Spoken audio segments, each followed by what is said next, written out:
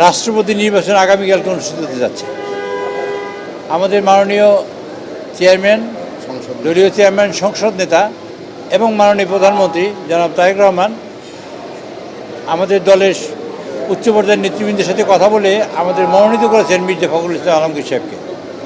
আমরা আজকের সংসদীয় দলের সভায় মাননীয় সকল সংসদ সদস্যদের কাছ থেকে আমরা তার পক্ষে ভোট চেয়েছি এবং বলেছি যে আগামীকালকে সবাই আমরা 1:30টার মধ্যে এখানে উপস্থিত হবো। ইনশাআল্লাহ 2টা থেকে ভোট শুরু হবে, 5টার মধ্যে ভোট গণনা হবে।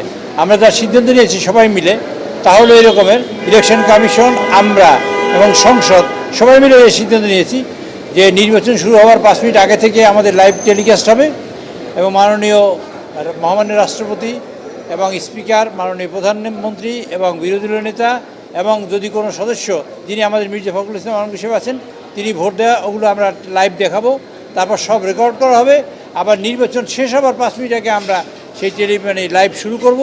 আবার নির্বাচনের ফলাফল ঘোষণা করা হবে এবং ফলাফলের পরে সেখানে ফল ঘোষণা করা হবে। এই পর্যন্ত আমরা লাইভ দেখাবো কালকে এবং আমরা সবাই বসে থাকবো। তারা ওখানে ভোটার ফর্ম দেবে, আমরা স্বাক্ষর করে ওখানে জমা দেবো এবং আপনারা দেখবেন সেখানে ইনশাআল্লাহ আগামীকালকে একটা ইতিহাসের মহেন্দ্র ক্ষণ তৈরি হবে, ইতিহাসের একটা নতুন যাত্রা শুরু হবে, গণতন্ত্রের নতুন যাত্রা শুরু হবে আগামীকালকে আবার নতুন করে আবার রাষ্ট্রপতি নির্বাচনের মধ্য দিয়ে। আমরা মনে করি যে জনাব তারেক রহমান আমাদের নেতা, তার নেতৃত্বে দীর্ঘ 17 বছর আমরা আন্দোলন করেছি, সংগ্রাম করেছি। সংগ্রাম করার পর যে কাজটা হয়েছে তা হলেই যে আমরা নির্বাচিত হয়ে গণতান্ত্রিক পদ্ধতিতে নির্বাচিত হয়ে সরকার এসেছি। আমরা গণতন্ত্রকে প্রতিষ্ঠিত করতে চাই, প্রাতিষ্ঠানিক রূপ দিতে চাই, সরকার এবং বিরোধী দল ইনক্লুসিভ হয়ে দেশকে গণতন্ত্র প্রতিষ্ঠা করতে চাই এবং দেশের অগ্রগতিকে অব্যাহত রাখতে চাই। সেই কারণেই আমরা আগামীকালকে দেখবেন আপনারা আমাদের 2 জন সদস্য হবেন, ক্যান্ডিডেট হবেন। একজন হলো ডক্টর অলি আহমেদ, আরেকজন হলো আমাদের মির্জা ফখরুল ইসলাম আলমগীর সাহেব। আমরা ভোট হবে, এদেশে মানুষ ভোট কেমনে দেয়, কেমন করে দেয় সেটা আবার প্রত্যক্ষ করবে এবং মানুষের মনোজগৎ তৈরি হবে নতুন করে ভোটের প্রতি।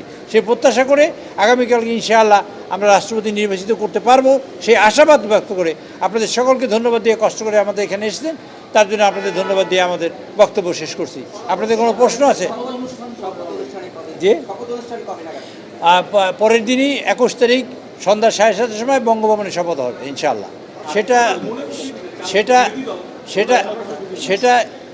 সেটা আমরা যারা সংসদ সদস্য হয়েছি তারা যথেষ্ট সেন্সিবল এবং মানুষের ভোট নিয়েই আমরা এখানে এসেছি। কাজে প্রত্যেকেই জানে এই বিষয়টা, আর এখানে কোনো কিছু বলার কিছু নাই। আমরা এখানে প্রচার প্রকাণ্ড করা যাবে না।